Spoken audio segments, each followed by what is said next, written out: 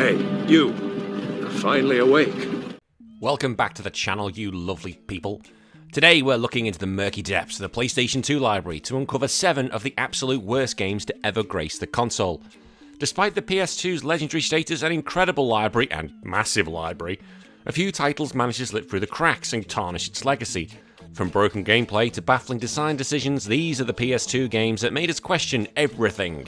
Now, I should make this very clear, this is by no way the ultimate 7 worst games of the PS2. There are plenty of stinkers in here, and I want you to let me know in the comments below which ones I should be covering, because I can guarantee we could probably get to a part 10 with this console, we really can. But you've got to let me know in the comments below. If you believe I deserve it, give a like and a subscribe for more content. I try and do a new list every 3 days. If you want to hear more of me, Retro Wars is a weekly podcast where me and friends talk about the video games we used to play back when we were kids, and there's over 150 podcasts wherever you get them from, and I hope to see you over there. If you want to support the show financially, you can do at patreon.com/Retro Wars, where for $1 each month you get access to your own weekly show called DLC, and you can get actively involved in the main podcast. Right, let's get into it, shall we? 7 of the worst PlayStation 2 games. Mr. Bean. The Mr. Bean game for the PS2 arrived in 2007, years after the peak of the character's popularity. Now, I loved Mr. Bean. Being a British man, although I do live in Australia, I am fully aware of Mr. Bean. I was there from the start, I was there till the end, and I thoroughly love him. I love the animated show, I love the films, I love everything about Rowan Atkinson. He's an absolute genius.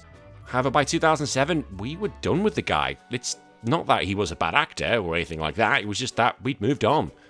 Developed by Beyond Reality Games and published by Blast Entertainment, it was clearly targeted at younger children, hoping to cash in on the family-friendly cartoon appeal of Rowan Atkinson's iconic character. Unfortunately, what could have been a whimsical venture turned out to be an inspired mess. Graphically, this game really feels like it should have been on the PS1, rather than a late-era PS2 game. The environments just look terrible and bland. The animations are stiff and robotic, and the character model for Mr. Bean looks more like a fan-made project rather than a lovable misfit from the show. The visual presentation lacks charm, polish, or any of the slapstick fare that defined the original cartoon series. The plot is about as thin as it gets. Mr. Bean's beloved Teddy, because that's his name, is kidnapped, and players must chase down the kidnapper to rescue him. To be fair, if I found out who'd kidnapped Teddy, I would kill them. That would be the end of their life. They're done. Throw him in Guantanamo Bay. That's the end of it. You don't steal Mr. Bean's Teddy, you just do not do it. He's one of the greatest characters in British TV comedy history. Now, while the setup could work for a humorous platformer, the game kind of delivers the story through static cutscenes and awkward text screens, with no voice acting or dynamic storytelling. Although, to be fair, Mr. Bean really doesn't talk. He kind of goes... That's how he kind of talks. Oh, yes. He doesn't really have full conversations with people. That's the kind of gimmick he is. The gameplay consists of basic platforming and fetch quests, and the problem is the controls just feel crap and the collision detection is horrendous. The problem is the level designs lack any creativity or challenge, and you'll often find yourself wandering around working out where the hell do we need to go, what do we need to get. The game is absolutely riddled with bugs, from falling through floors to unresponsive buttons. It's very clear this wasn't tested before its release. The soundtrack is also very repetitive, and Mr. Bean's infamous grunts become unbearable and looped over and over again. Critics and players alike pan the game, with many citing it one of the most pointless licensed games ever made. IGN didn't even bother to review it. IGN did not even bother to review it. What does that tell you, people? Come on.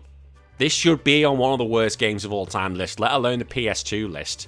Ultimately, Mr. Bean for the PS2 is a clumsy, joyless platformer that dishonours the clever physical comedy of its source material. It should be best left in the bargain bin where it belongs, and then set on fire, and then again sent to Guantanamo Bay. Spyro, Enter the Dragonfly. Here we go. After the original Spyro trilogy on the PlayStation, fans were excited to see what the Purple Dragon's next adventure on the PS2 would look like. Spyro, Enter the Dragonfly, which is a terrible name, launched in 2002 as the franchise's first foray onto the 6th generation console. What was meant to be a bold new chapter just became a disaster. The graphics were a huge letdown. Now, while early trailers teased their lush and vibrant world, the final product was muddy, riddled with texture issues, and plagued by frame rate drops. Spyro's movement was awkwardly animated, and the magic of the PS1 era's art direction was completely lost, because it's the PS2. Probably the similar problem that Crash had as well. The game's story follows Spyro rescuing baby dragonflies that were scattered across the world by Ripto. That is a terrible story. Enter the Dragonfly is really not a good name for a game. I don't care what you think or what it's led to the lore. No, it's just rubbish. The narrative is thin, the dialogue is poorly delivered, and the lack of engaging characters makes it forgettable. Cutscenes are slow and awkward, often making wish you could skip them. That probably would, and this game. But the gameplay is where it falls apart. The controls are sluggish, and platforming just feels crap. Spyro's new bubble breath mechanic was supposed to add depth, but it only just adds frustration. The PlayStation 2 version also had horrific load times between levels, often taking up to 30 seconds. Like, I could have had a wee by that point. That's not good. Should be like, woof, game straight away. Bugs are everywhere in this game. Spyro may fall through the floor, get stuck in walls, or randomly freeze. One infamous glitch involves him getting locked out of the levels permanently, making it impossible to complete the game without restarting. Oh, we all love things like that break the game. You put hours into it, and oh no, it's gone. Sorry, got to restart the game. I hate that crap. Critics savaged it. GameSpot called it a slapdash effort, but IGN were bothered to review this one, criticised the game's technical issue and lack of polish. It became infamous for being one of the worst platformers of the generation, especially considering its pedigree of the first three. The game's legacy is largely negative. It effectively killed the original continuity of the Spyro series, leading to a total reboot years later. Enter the Dragonfly is often seen example how not to transition a franchise between console generations. The thing is, Spyro deserves better, and fans have never forgotten the sting of disappointment. If anything, this game serves as a reminder that a rushed development can ruin even the most beloved icons. Crazy Frog Racer. Remember what I said about Mr. Bean? Well, this applies to this game. In 2005, the world was already suffering from Crazy Frog fatigue. The ringtones, the remixes, the incessant commercials, he was everywhere. Like, kids these days are not going to know what the hell the Crazy Frog was. Us adults, oh my god, we know what the Crazy Frogs are. Ring, ding, ding, ding. Oh, god. Hated that thing. So, of course, a video game had to follow. Developed by Neko Entertainment and published by Digital Jesters, landed on the PS2 to cash in on the trend, because of course it did. Spoiler alert, it didn't go well. You think? Visually, the game looks embarrassingly outdated. The characters are bland and the environments are generic, and the art style feels more like an early PS1 title than a PS2 racer. Crazy Frog himself looks creepy rather than quirky, and the animations are stiff, awkward and jarring. There's no real story to speak of, which is probably for the best. Players choose from a handful of poorly animated characters, including the Crazy Frog, and some original nobodies, and race through uninspired tracks while listening to grating techno music. The game does try to interject personality, but there's none really to be found. The gameplay is painfully shallow. The carts handle like shopping trolleys with a flat tyre, and the power-ups feel tacked on without much thought. Really, do you think this is a Mario Kart or a Diddy Kong Racing or a Crash Team Racing? No, it's not. It's absolutely shocking. Critics panned the game, with Eurogamer calling it a cynical and soulless cash-in, and others agreed it was nothing more than a quick money grab. It was equally roasted for having no meaningful content and failing as both a racing game and a piece of entertainment. But it even actually managed to get a sequel! How did it get a fucking sequel? Did the sales go, that looks like we sold more than 6 copies, better make a second one? But either way, that was crap as well and could probably be on next video. They're both cited, and yeah, the second one is going to appear at some point. Prime examples of shovelware. Low-effort games that exist purely to milk a brand. In the end, Crazy Frog Racer isn't just a bad game, it's an insult to racing fans and gamers alike. It lacks depth, style, substance, fun, anything, really, that resembles a good game. It's just terrible, and someone just get rid of that frog forever, please. London Cab Challenge. Released in 2003 by Data Design Interactive, London Cab Challenge attempted to merge urban British charm with racing gameplay. The idea? Drive a black cab around London and race other cabs to pick up passengers. While that might sound like a novel idea, what we got was a dreary, broken mess. Have you ever seen black cabs drive around? Well, they're at war with Uber. Dum dum dum dum dum. Well, I don't know, I'm just saying that, don't come at me, people. Visually, the game is disaster. The streets of London are depicted in the most uninspired way possible. Dull textures, blocky buildings, and zero personality.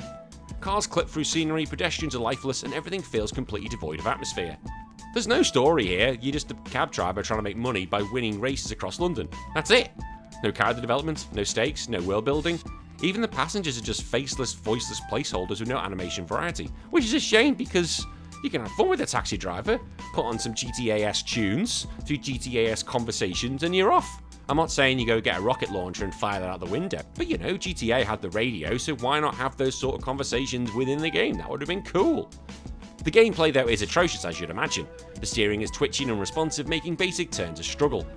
Missions are repetitive to the point of madness. Drive here, pick up here, drive there, rinse and repeat. What did you expect? But honestly, when you were trying to make a game of trying to make races to get the passengers quickly, what did you think the game was going to be? It wasn't exactly going to win Game of the Year, was it? Critics were not kind. Game reviewers tore into the game's lack of polish, uninspired design, and technical shortcomings. Many question why it was released at all. Yes, exactly. On Metacritic, it does sit near the bottom of the rankings, a reflection of its utter failure. Although that makes me think people actually played this game.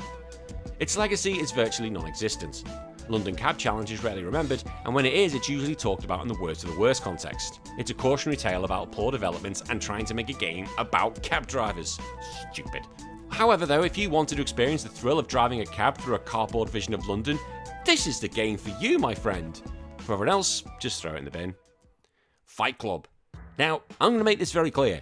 Fight Club is in my top 3 films of all time, along with GoldenEye and The Last Samurai. I love Fight Club, it's great. But the game, released in 2004 by Genuine Games and Vivendi Universal, is one of the most egregious examples of a misunderstood license.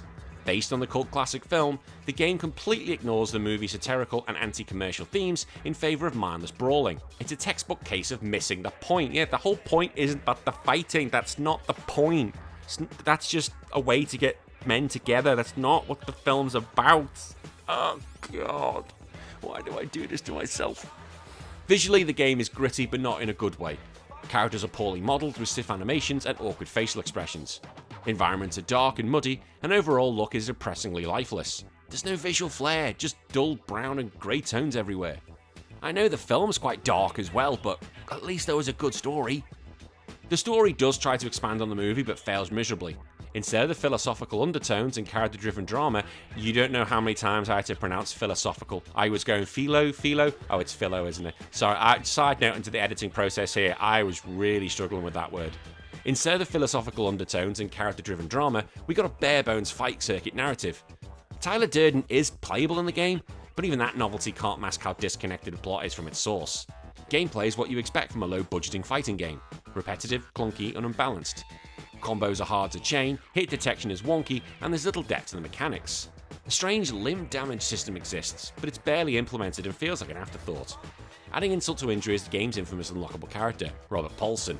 Rest in peace, Meatloaf. But worse still is the baffling final unlock. Fred Durst and Limp Bizkit. Yes, Fred Durst in Fight Club. That makes no sense. Well, actually, in reality, he probably could appear in Fight Club. Anyone could appear in Fight Club. That's the whole point. But Fred Durst? Really? Reception was scathing.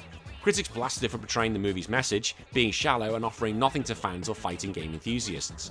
Many labelled it one of the worst movie-to-game adaptations ever made. I'm going to put it up there. The game quickly faded into obscurity, only to resurface occasionally on YouTube as a meme.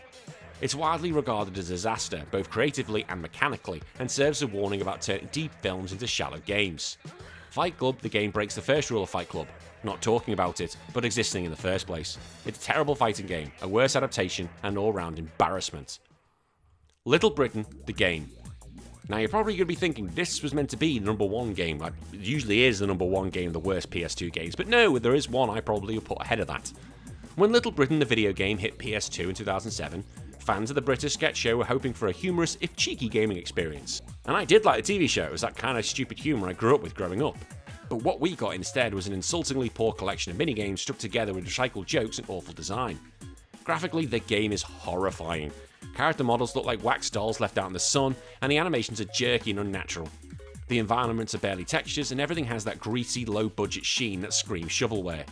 The story just follows the show's structure, just a series of unrelated sketches. You play through different character segments, but without the comedic timing or live-action charisma of the TV cast. It lacks transitions or cohesion, and everything feels just stitched together like, I don't know, just put that in there, that'll do, don't worry about it. Do you gonna care? Nah, just throw it in. Gameplay is composed of short minigames, none of which are any fun. From pressing buttons to make Vicky Pollard cycle down a road, to helping David Thomas dodge pies. Each game is shallow, frustrating, and repetitive. Controls are unresponsive and the objectives are unclear. Even the voice acting performed by the original cast can't save it. The jokes are repeated endlessly and out of context, and they lose their bite. The game quickly just becomes a slog and the humour wears off fast. Critics annihilated it. Eurogamer called it an insult to comedy and gaming, and others criticised the complete lack of effort. It doesn't frequently appear in these worst of lists, and of course I've got to put it there. Its legacy is toxic.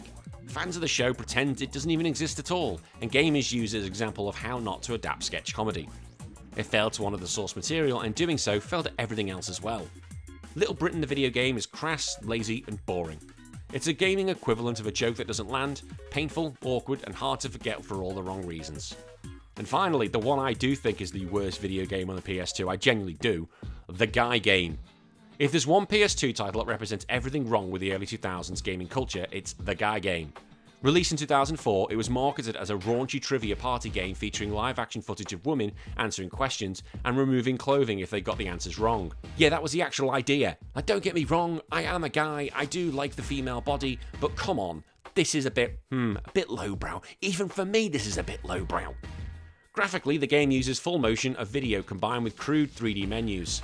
The videos are low resolution and compressed to oblivion, and the UI looks like it was thrown together in a weekend. To be honest, it'd probably be thrown together in a day.